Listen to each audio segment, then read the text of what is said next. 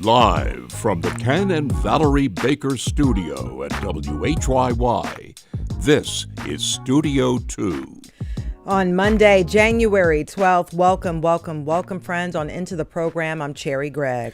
And I'm Avi Wolfman-Arent. Avi, over the past few days, thousands marched in our region demanding accountability after an ICE agent shot and killed Renee Nicole Good in Minneapolis.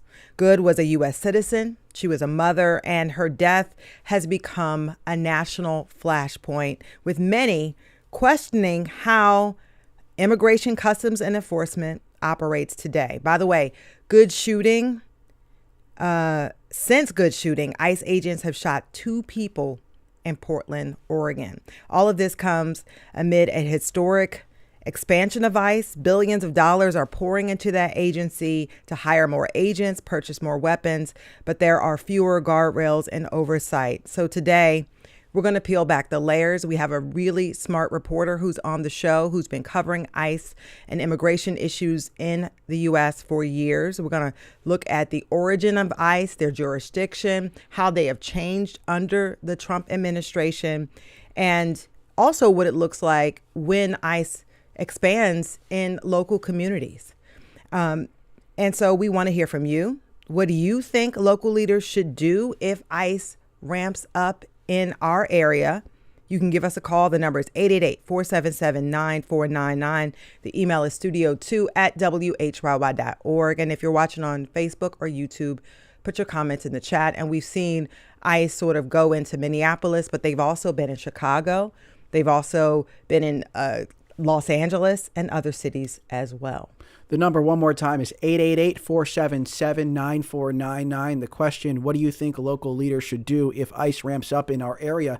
And the first story in our trio of local news stories is kind of an answer to that question, in a sense. The killing of Renee Good by an ICE agent in Minneapolis prompted a press conference here in Philadelphia on Friday, with public officials condemning the shooting. One of those officials was Philadelphia Sheriff Rochelle Bilal, who blasted ICE overall and vowed agents would be arrested if they commit crimes here in the city. Here's a snippet of her comments.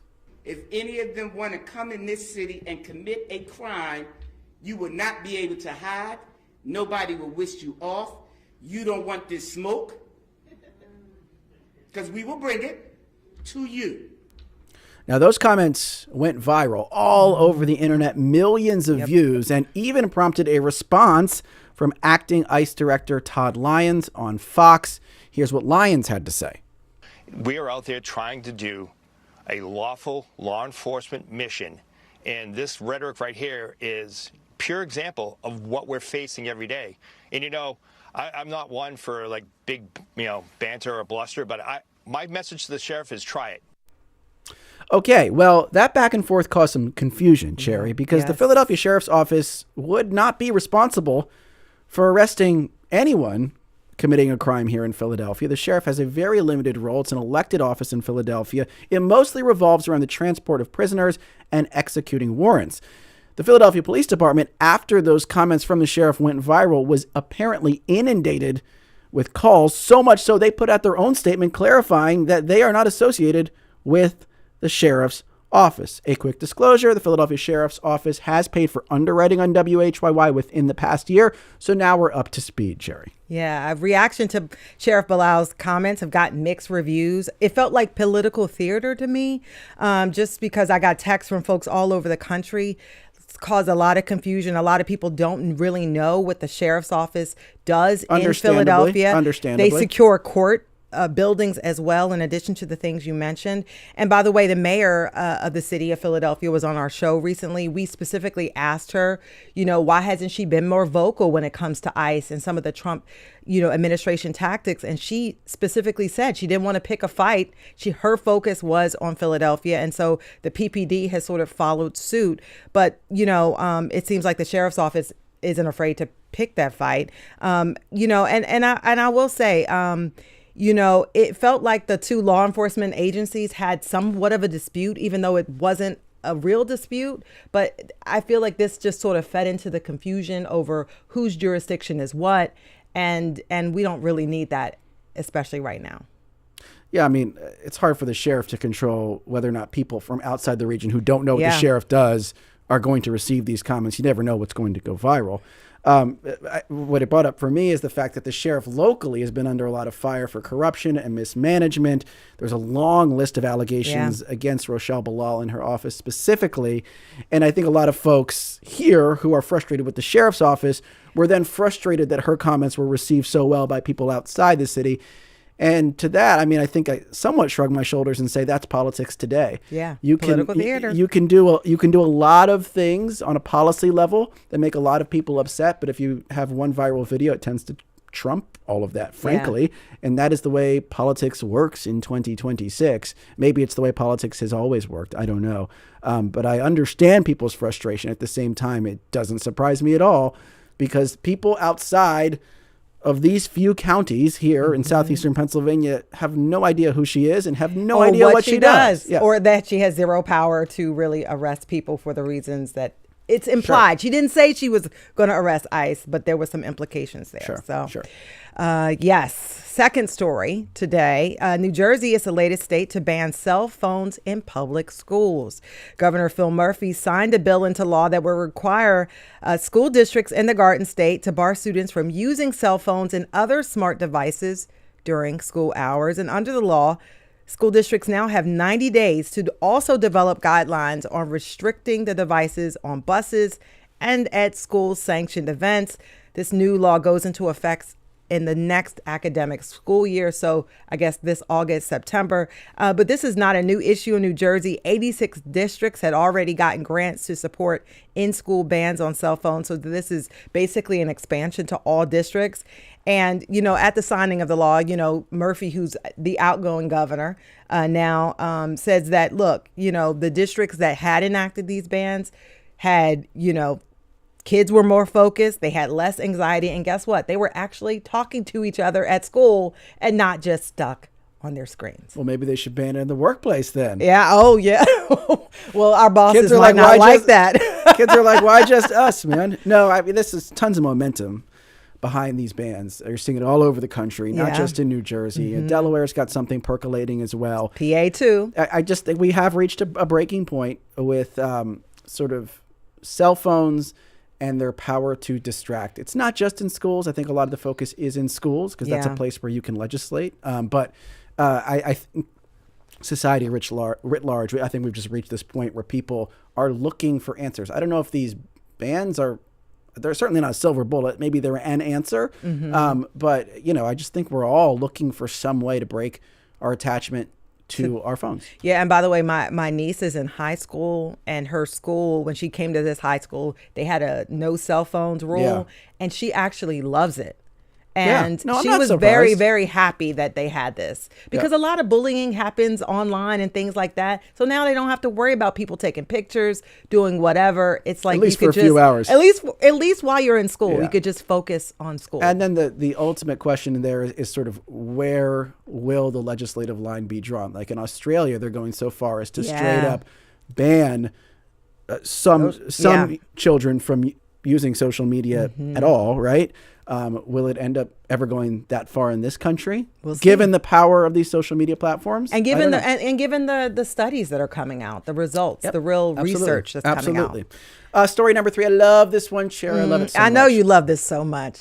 Our resident foodie. I got a question for you. How many different national cuisines could you eat without leaving the Philadelphia region? A lot. Well, someone on Philadelphia Reddit named Senor Juan Jr. is trying to find out. This is an awesome project. So far, this user has identified local restaurants with food from more than 75 different countries around the world. They're trying to get past 100. People on Philly Reddit are trying to help them out.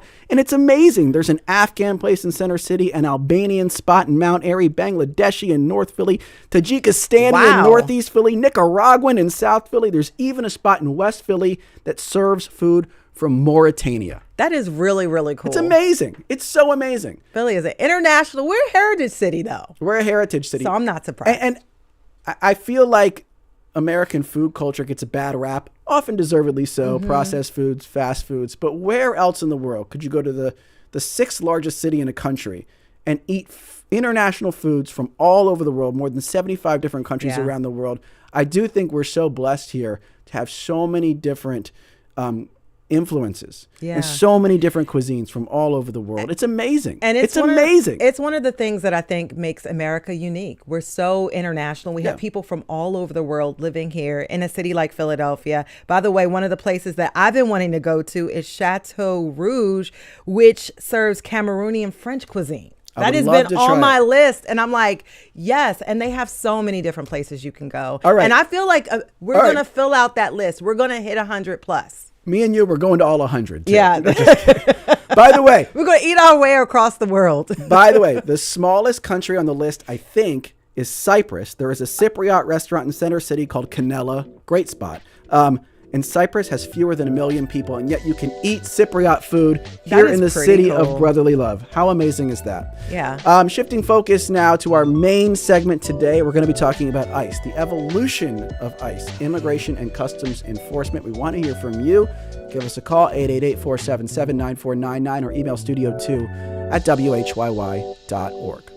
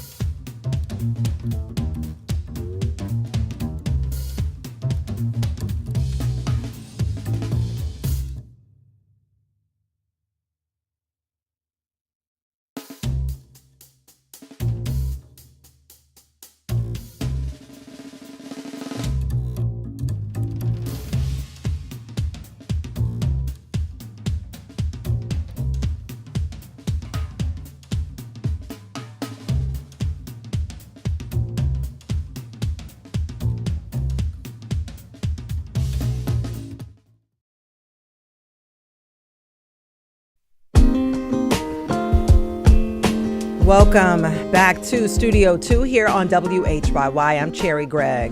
And I'm Avi Wolfman-Arent. Last week, a Minneapolis woman named Renee Nicole Good was in her car when she was shot and killed by an Immigration and Customs Enforcement agent. Good's death comes after many months of immigration crackdowns in cities like Portland, Los Angeles, and Chicago. Minneapolis is the largest ICE enforcement operation thus far, with 2,000 agents arriving in the city this month, and more are on the way. That's according to DHS Secretary Kristi Noem. In the last year, the agency's budget nearly tripled, and large-scale recruitment efforts are underway, and the administration appears only to be ramping up further. So how did the youngest federal law enforcement agency become such a permanent fixture in the headlines? What does the future look like for this rapidly growing organization? And how should local leaders be managing often incendiary federal intervention? Yes, with us today is Caitlin Dickerson, a Pulitzer Prize-winning journalist covering immigration, among other things, for The Atlantic. Caitlin, thank you so much for being here. Thanks for having me. Yes, and to you, our listeners at home, on the road, and elsewhere, our questions of the day are this. What do you think local leaders should do if ICE ramps up in our area? We'd love to hear from you. The number to call is 888-477-9499. The email is studio2@whyy.org. And if you're watching on Facebook or YouTube, put your comments in the live chat. Caitlin, how did we get here? I understand that ICE is like a post-9/11 invention, but what preceded it? And why was ICE created in the first place? Oh, wow. Well, we can go back to the very founding of this country, depending on what you're hoping to learn. So that's an interesting question to ask me, because I'm always really interested in the history of immigration and immigration enforcement. I think you sort of can't understand the present if you don't know about the past. So I'll keep it brief and cursory. Historically, immigration enforcement was not taken as something very serious or even considered a criminal offense pre 9/11. We've got sort of periods of ups and downs with border enforcement, but immigration, unlawful presence in the United States, it's a civil infraction. And just maybe one data point that will help contextualize this for readers. Even after ICE was created, deportation officers themselves did not have the legal authority under federal code to make arrests until the early 2000s. So we're talking about deportation officers going in 20 years from not even having the legal authority to make an arrest. Deportation officers were largely people who handled logistics, to now people who walk around in American streets heavily armed, using paramilitary style tactics and weapons and gear, and very aggressively. So obviously culminating in the shooting death of Renee Good last week and other similarly violent incidents. So there's just been this massive escalation in the post 9/11 era. It started with the country in a panic, trying to figure out how to prevent another terrorist attack, and the focus on how the terrorists who were responsible for the 9/11 attack did come into, some of them came into the United States legally. They had come and gone and they hadn't been caught by immigration authorities. But that led to this escalation that has swept in millions and millions of people, and really people whose circumstances have nothing to do with preventing domestic terrorism, but that's sort of the guise under which this expansion took place. And so we see that happening in the early 2000s. So I want people to get a general understanding of the jurisdiction of ICE. I mean, this is a federal law enforcement agency at this point, but what are they allowed to do under the law? So again, ICE agents are carrying out civil warrants, not criminal warrants. And that's why you see so many differences in their behavior that I think can be confusing to people for sometimes. You can't enter a person's home with a civil warrant without their permission. And so ICE agents historically have had to rely on ruses to get people to open the door. They very often will come, knock on someone's door and pretend to be looking for a different person. So they'll have a different name in mind. Sometimes they'll have a photograph of a person who doesn't live in the home and get the person behind the door to say, oh, no, that's not me. And then the agents will say, oh, okay, well, thanks so much for letting me know. Can you just let me know your name so that I can move on with my day here? The person will give their name, and then ICE will use that to confirm a positive identity of the person they're actually looking for and try to force their way into the home that way by tricking people. Now they're trying to stop people and smashing in car windows. So that's sort of a legal difference that moves in the opposite direction. Of course, we know that police officers can't just smash in people's car windows. Yeah. Without justification. But that speaks to, these arcane legal details that really all stem from the fact that immigration officers are carrying out civil warrants. There is a criminal conviction associated with crossing the border illegally, which some proportion of the undocumented population has done. It's a misdemeanor to cross the border illegally. It's a felony to do it after you've been deported. But these immigration officers carrying out those civil warrants, and that's why they're limited and resorting to these somewhat strange tactics that we as Americans aren't used to. Yeah. Let's bring in a caller. This is Trish from Newport, Delaware, who has a question about ICE's authority in relation to Congress, I believe. Hey, Trish, you're on Studio 2. What's your question for our guest? Hi, I'm just wondering if Congress can do anything about restraining ICE, because, they're breaking laws all across the board, and if they can, then how soon can we get the Republicans out of there? Thanks, Trish. Let me redirect that question to you, Caitlin. So Congress has appropriated quite a bit of money to ICE, substantially more than in the past. And even under prior administrations, ICE's budget expanded. So what is Congress's role in ICE's expansion? And if indeed, individual ICE agents are breaking laws, is there congressional oversight? Is there oversight within DHS? What type of oversight exists? So a couple of questions there. Thanks so much, Trish, for your question. Congress is incredibly important in this conversation. And as a reporter, it always kind of amazes me how they manage to point the finger of blame in other directions. I think starting with President Trump's first term, Americans really started to associate immigration policy and how it's enacted and enforced with the president. But in fact, what's been happening since the first Trump administration is that you've had administrations using policies and memos that don't carry the weight of law to try to change immigration policy in a way that they want to see it, when really this is an authority that legally belongs to Congress. Congress absolutely can rein in or change the way that ICE looks. You're right.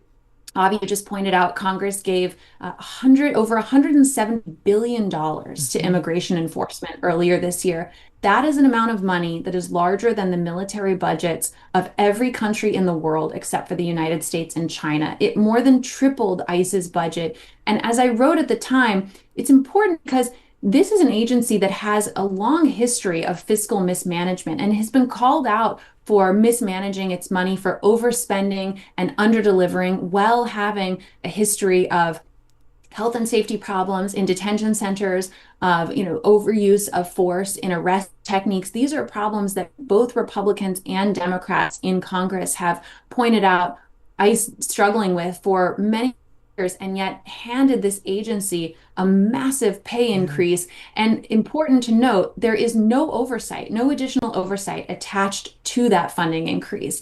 At the same time, the Trump administration has eliminated 3 offices for oversight within the Department of Homeland Security. So handing these agencies more money and actively stripping away, not just not adding, but actively stripping away mechanisms for oversight. Those 3 offices were created by Congress. And so you do see the administration acting in ways that seem to defy what congressional requests have been made in the past. I will say there was a lawsuit over the elimination of those 3 offices.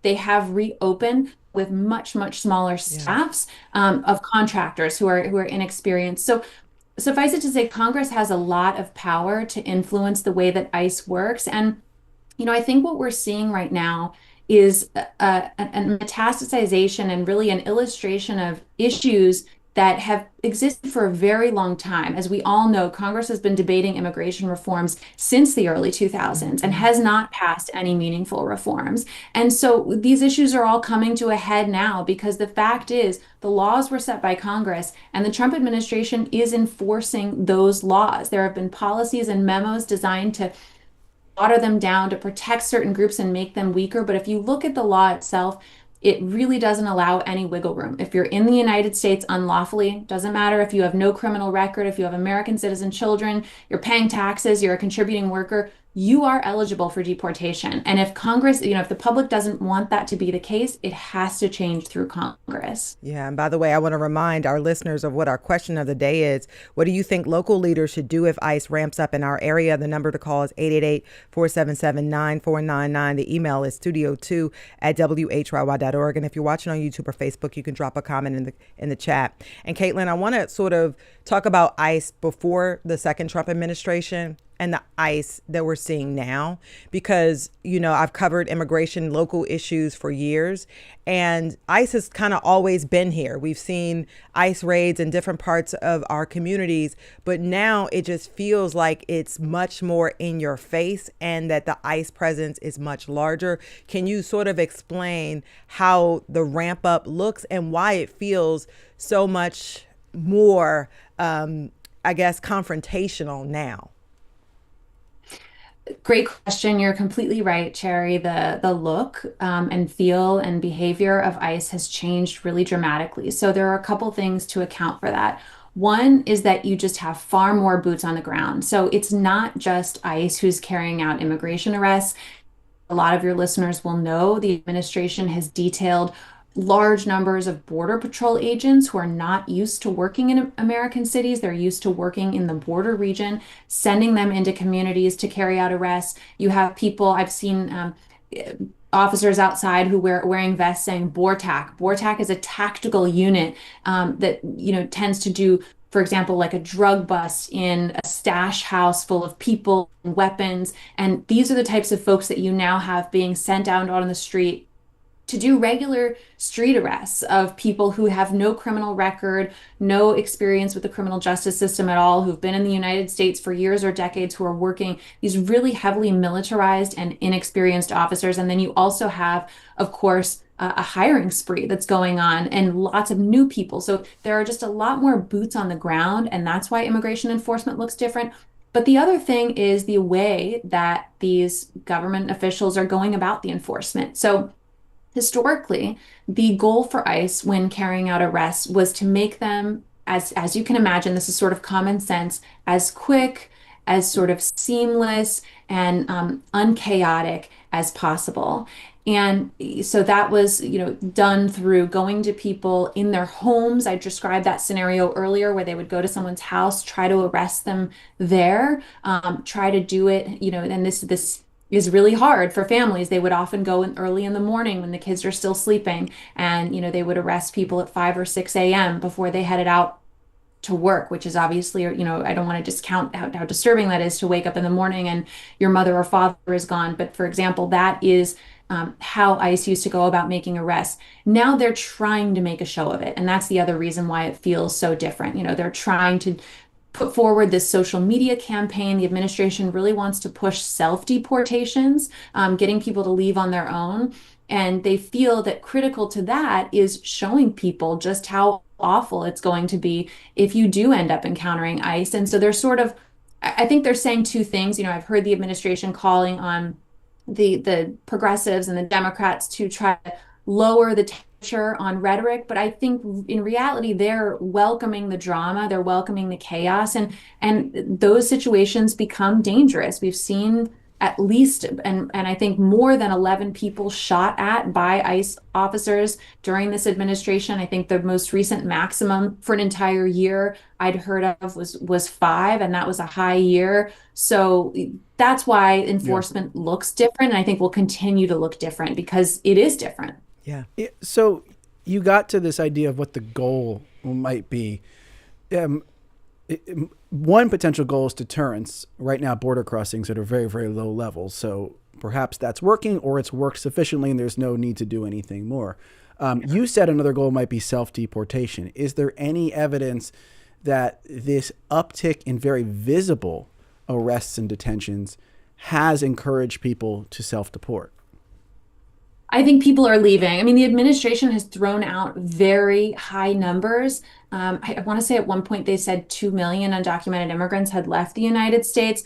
I don't think we have enough evidence to know that that's the case. They were sort of basing that on census responses relative to the overall number of visas that we know we've granted. But the fact is, I think people are really discouraged from participating in the census and participating honestly right now, because anybody who was born outside the United States, and especially if they have a precarious status or no status, is quite nervous. But I am anecdotally hearing across the country about people who are leaving, and I've written about some of them, and I'm going to be writing about some of them in stories that are going to be coming out soon. I mean, the nature of living in the United States looks very different right now. You know, one of the things that have made the United States such a popular destination for immigrants, it's not just our robust economy and the availability of jobs, but it's democratic freedoms and safety, and knowing that, you can send your kid to school and go outside and expect not to be attacked, and even expect to be able to protest and push back on policies that you don't like, and all of that is sort of in flux right now. Let me ask you a quick follow-up, Caitlin. So I think for folks who would be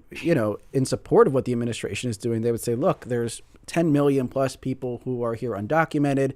This has been the case for many, many years, and the Trump administration is doing the only thing that they essentially can do, which is scare folks, frighten folks into leaving. What has been what's the response to that argument that this is really the only tactic available to the Trump administration if indeed they are serious about trying to get millions and millions of people to leave this country? I think if you want millions of people to leave the country, the options are to convince them to do it on their own or to do it by force. So I don't think there is much of a response. I think the polling suggests that most Americans don't like the way that immigration enforcement looks right now. There were, of course, lots of people who were concerned about the border and lots of people concerned about overall numbers leading into the 2024 election. But I think polling really clearly reflects that people maybe didn't know what immigration enforcement was actually going to look like. And now that they're seeing it, they're not happy with it. But of course, some of the electorate is. And you're right. There is no easy way to extricate a massive population out of a country, people who have children, who own homes, who have jobs, and who are embedded in their communities. It's going to be messy no matter what. Yeah, and by the way, some of those poll numbers, they show the approval of Trump on immigration is decreasing. The Pew Research Center says 50% of Americans surveyed in October disapproved of the Trump administration's approach to immigration, while 39% approve. And so, Caitlin, my question to you is, you talked about these different types of agents that have always worked for immigration, customs, and enforcement, now being deployed in U.S. cities, something they hadn't done previously. I wonder what kind of training we're seeing these agents undergoing, and then also, are they getting training specifically to deal with U.S. citizens? And I ask you this because in Minneapolis you have protests, in L.A. you have protests, and local law enforcement has different training. Their job is to protect citizens while they exercise First Amendment rights. How much of that type of training goes to ICE agents? So thank you for that great question, Cherry. A couple things. The training is decreasing under this pressure to get as many deportations carried out as possible and to bring new agents online as quickly as possible. So the training that ICE agents undergo when they're first brought onto the job has decreased very significantly. They're getting about half of the amount of information and practice and exercises that they did in the past. And I think you're just seeing a wide degree of variability of training on the ground. Certainly there are people who've worked for this agency who are very familiar with the law, with the constitutional protections for both citizens and non-citizens who are out on the street doing their work, although there has been huge turnover at ICE and throughout the Department of Homeland Security. I've heard from so many officials who I've known for years who've left and say that all of their colleagues have left because they really don't recognize this agency anymore. And then to your point, though, are they getting training for these new types of enforcement actions that they did not historically do? And I am not seeing any evidence that they are. So an example of that, I spoke to lots of law enforcement officers about Renee Nicole Good's death and really zeroing in on the limited information we have, acknowledging that we need to see an investigation and there's a lot of information that hasn't come out yet. But looking at the videos alone, the law enforcement officers I interviewed were very troubled from the very beginning with how that scenario was handled and said that it really didn't align with their training at all. Starting from an officer whose name we still don't know, rushing up to her car, using profanity, trying to force open the door. This veteran ICE officer I interviewed, Jim Riley, who worked in Chicago for decades, said to me, I would have walked up to the door and said, "Ma'am, please shut off your car and get out." I mean, he sounded bewildered. And he specifically said that when you rush up to somebody like that, yelling at them and trying to force open their door, that makes people panic. It puts them into fight or flight mode, and is probably why, in his view, she tried to speed away in the first place. But then you have the officer who we understand is Jonathan Ross, who ultimately shot Renee Nicole Good and killed her. Multiple law enforcement officers I interviewed pointed out that their training says you don't stand in front of a vehicle, that it puts yourself unnecessarily in harm's way. There's a specific reference to this in ICE's use of force policy that says officers should not put themselves in scenarios, physical situations where they can only use or where they might be forced to use lethal action. And then, of course, the shooting of the weapon itself seems to go against what the policy calls for. So lots of concerns with training. I want to read a couple comments here from YouTube. Craig Wilson 5233 says local leaders should arrest these guys if they ramp up here. If they are doing illegal acts, arrest and charge them. Judy Bennett 1972 says, Caitlin, how is it legal for ICE agents to be unidentified beginning with masks, no ID badge, such as police have?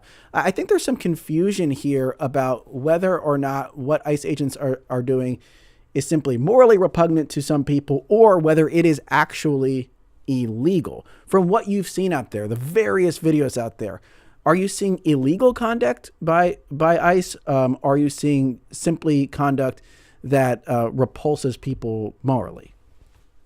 So illegal is really difficult, and we'd have to take that on a case-by-case basis and be very specific. I think what we're seeing a lot of is just behavior that people find, as you said, as you put it, to be morally repugnant, or that sort of defies their basic expectations of how law enforcement and justice works in the United States. So as far as I know, legally, ICE officers are not required to identify themselves. Although I have heard from these many officers who've been with the agency for a long time that I told you about, that they always identified themselves, because that's another way that you ensure an operation goes safely. If you walk up to somebody as a law enforcement officer and you're wearing plain clothes and you don't identify yourself, but you have a weapon and you start aggressively asking questions, it's sort of a recipe for a violent altercation and just not good law enforcement. And how about the masks as well? I mean, that is legal. As far as I know, and as far as any expert has been able to determine at this point, that is legal, but it's new and it defies the understanding that people tend to have about what law enforcement is supposed to look like, how it interacts with the public. So again, this is a question for Congress, and I just think that's really important for people to keep in mind, because all of what ICE is doing and what the standards that it's held to and the rules that it must abide by, those are all determined by Congress. And I think that the executive branch kind of sucking up a lot of oxygen there has been confusing for people. Thanks for helping to break that down, Caitlin Dickerson. We'll hear more from Caitlin on their side of this break. We're also going to bring in Matt Sepik, who works for Minnesota Public Radio, to get a sense of conditions on the ground there. You're listening to Studio 2 on WHYY. We want you to answer this question. What do you think local leaders should do if ICE ramps up here in Philly?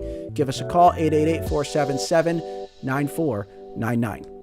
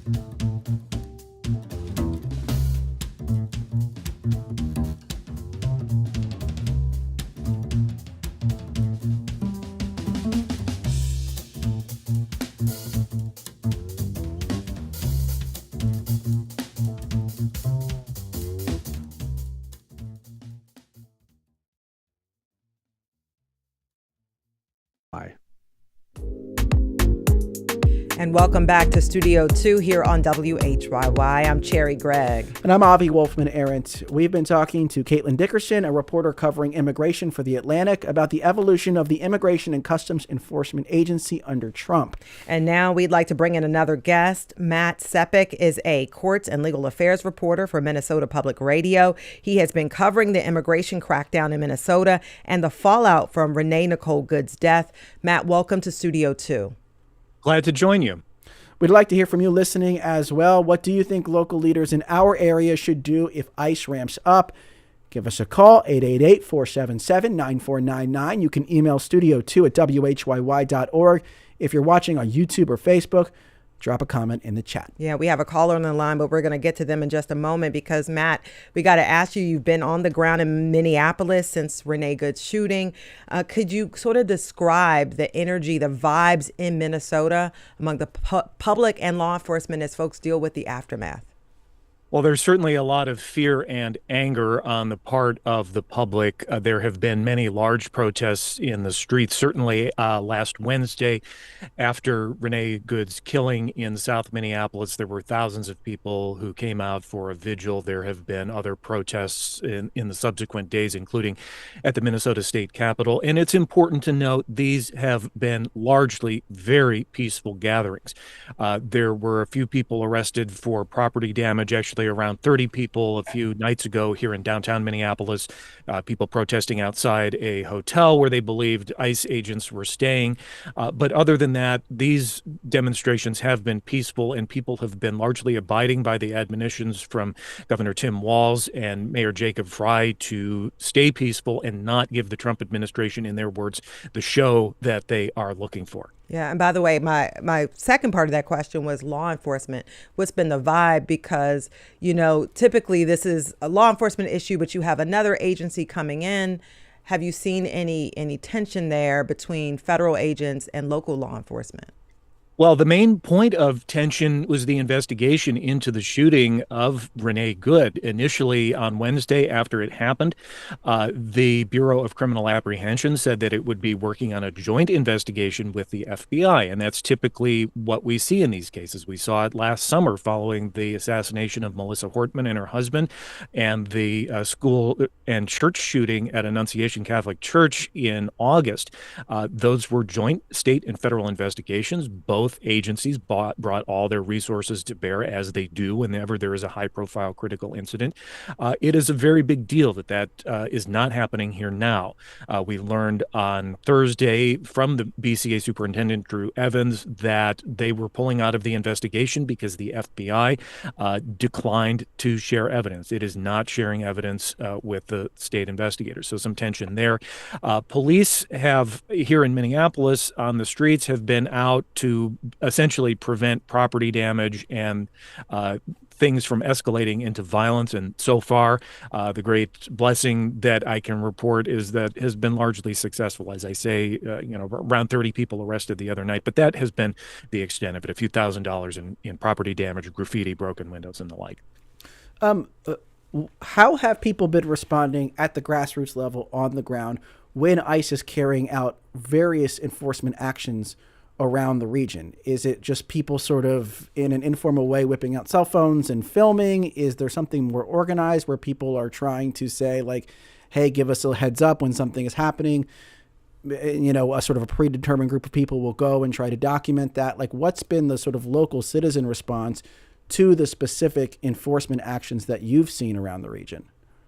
It's been robust and it's organized. It may appear random at first glance because you see a lot of people showing up to film, but they connect with each other over text, over Snapchat, over various applications.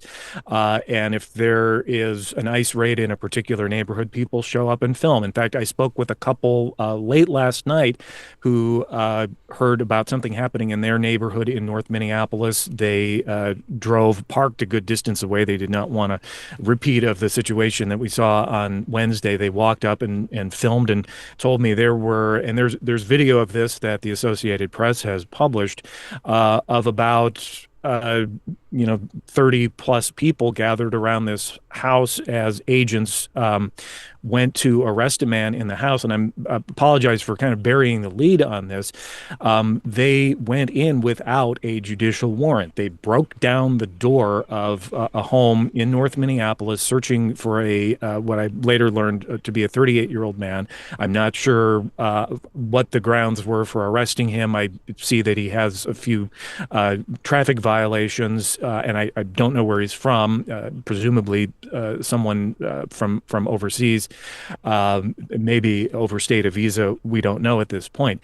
But these agents came masked, wearing tactical gear in multiple vehicles, and used a battering ram to open this door. There were children inside, and they said they had a warrant, but it was just one of these administrative warrants from DHS. It was not a warrant signed by a judge, as is required to enter a home. And by the way, as we get ready to wrap up with you, Matt, I wonder what this flux of federal law enforcement, ICE agents, does to community trust in law enforcement, and just generally when you see this type of increased activity, and you have more and more people seeing ICE carry out these types of actions. It's certainly not engendering trust with law enforcement, particularly federal law enforcement. And there seems to be on ICE's part, a way of deliberately confusing who's who. They're obviously masked. They don't show what agency they're from. And in fact, they're wearing generic vests, bulletproof vests that just say police on them. They don't say what agency. There's no insignia, no name tag or anything. It's really entirely anonymous, and that on the part of the public is greatly damaged credibility with certainly those agencies, but possibly law enforcement writ large. You don't know who is who when people are masked. That is Matt Sepik, courts and legal affairs reporter for Minnesota Public Radio. Matt, we know you're incredibly busy. Thanks for taking some time with us today on Studio 2 here in Philly. Thank you. I want to bring in a caller now before we get back to Caitlin. We've been asking folks what you think local leaders here in Philadelphia should do if ICE ramps up enforcement in the Philadelphia region. On line 2, we have Dan from Windmore, Pennsylvania. Dan, you're on Studio 2. What's your question or comment?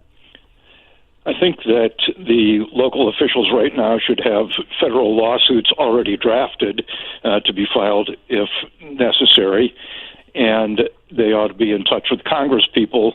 The more they hear from local people, maybe it will sway them. Also, the police in whatever locality should not start a war with ICE, but they all should be ordered out on the street with body cams running at all times. I think how you interpret a scene depends on the viewpoint, not only your viewpoint, but where there's cameras. I never saw this guy get hit who shot into the car. Trump is saying he was run over. Does anyone even know if he got bruised? So the angles that you can see from really are important. Yep. I want to bring another caller now because Dan brought up this possibility of lawsuits. And I think George from Center City has a question about ICE and legal liability. So, George, you're on Studio 2. What is your question for Caitlin Dickerson of The Atlantic? Well, first of all, thank you for taking my call. I have a different perspective from where I stand. I was one of I served in the National Guard for almost 40 years. I did 4 presidential inaugurations, security responses. I was also called up during the January 6th civil disobedience, and I was deputized on some of the missions. So my question is, how is it that ICE agents can they be held accountable the way police officers can be held accountable with excessive force lawsuits, those kinds of things? Is there any kind of civil litigation that they can face, and even though we don't know who their identity is? Yeah, that's a great question from George. Yeah. Caitlin Dickerson from The Atlantic, can you help us? What type of liability do ICE officers face? Is it different from the liabilities of local law enforcement? Thank you for that question, George. And I want to dig into it even deeper, to be honest with you, because it's really important to understand right now. I will say I have heard of civil payouts and civil lawsuits over use of force at the hands of ICE officers, but it is different to bring a civil case against the federal government. And I know that from my reporting on family separations, that when families wanted to bring civil suits against the government. They had to use the Federal Tort Claims Act, which is this sort of arcane process to try to minimize civil suits against the government. But I have heard of civil cases regarding health and safety issues. So I do think that it's possible. I think, again, I would point to Congress. Congress can do congressional inquiries, and Congress can also make clearer what recourse may be able to, what are the rules for use of force that federal immigration officers are held to, and what are the consequences for violations of those rules? But that's a good question. There was a mention of police going out into the street to hold ICE accountable. And I think I heard the mayor of Minneapolis talk about how legally that would be possible. But the difference, he said, was that their guns are bigger than ours. And I don't think anybody wants a sort of violent standoff in American cities right now.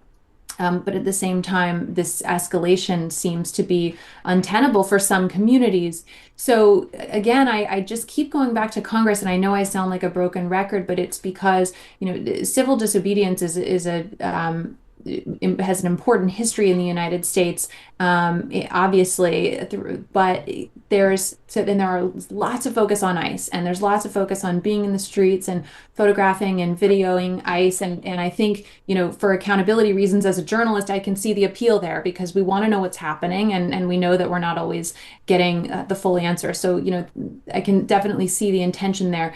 But I do think that it's interesting to me as a journalist how Congress seems to skirt the same level of attention when, in fact, Congress is responsible for ICE, for its size, for its budget, for its use of force practices, for the gear and the weapons that it has available. So it's just an important reminder for people who are thinking about how to respond to this moment. And I wanted to kind of talk about the accountability issue, because currently, and I think Matt talked about this a little bit in his remarks, we have a situation where there is an investigation going on as to that killing of Renee Good.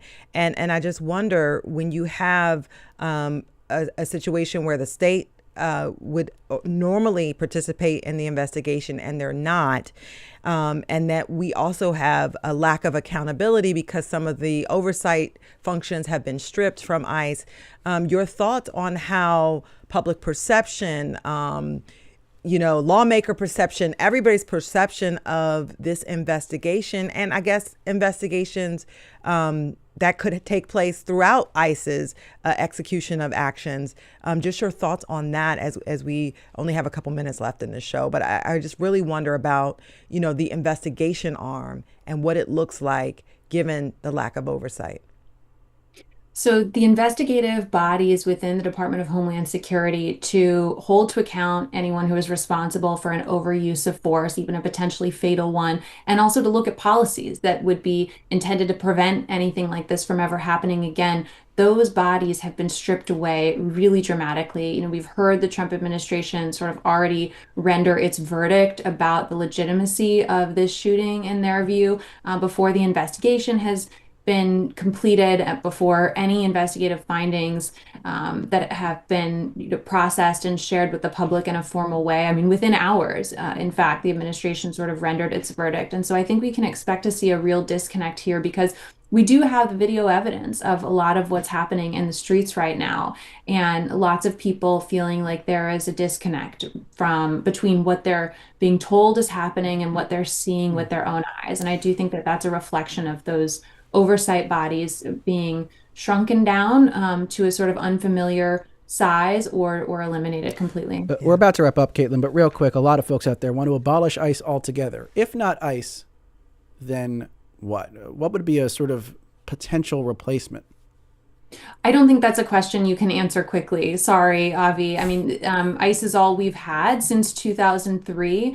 I think that argument comes from, people who are concerned about tactics and have been concerned about tactics for a very long time. But I also think that a lot of the frustration with ICE actually stems back to the laws. I think, people are upset about who's being arrested by ICE. That's actually not determined by ICE. And that's what lots of ICE officers will tell you is, lots of ICE officers will say, if you want to change the law, change the law. But my job is to enforce the law. Whether people want to take that at face value or not is up to them. But I do think that a lot of that frustration comes from the fact that people just tend to assume that our immigration system makes sense and that it aligns with their moral beliefs about who should be allowed to stay in the country and who shouldn't. And it actually looks very different than most people realize. Great closing thoughts from Caitlin Dickerson, who covers immigration for The Atlantic. Caitlin, thank you so much for your time today on Studio 2. Thanks so much for having me. Really great to speak with you both. Yes, and sorry, Carolyn from Paoli. Sorry we could not get to your call today. Hopefully you'll listen in tomorrow and call again. By the way, thank you so much to our producers, Debbie Builder, Andreas Copes, and Hazel May Bryan. Thanks to Mike Schiffler, our visual producer, and to Al Banks and Tina Calicay, who engineered today's show. Our executive producer is Kevin McCory. From Studio 2 here at WHYY in Philadelphia, I'm Cherry Gregg. I'm Avi Wolfman-Arent. We'll talk to you tomorrow.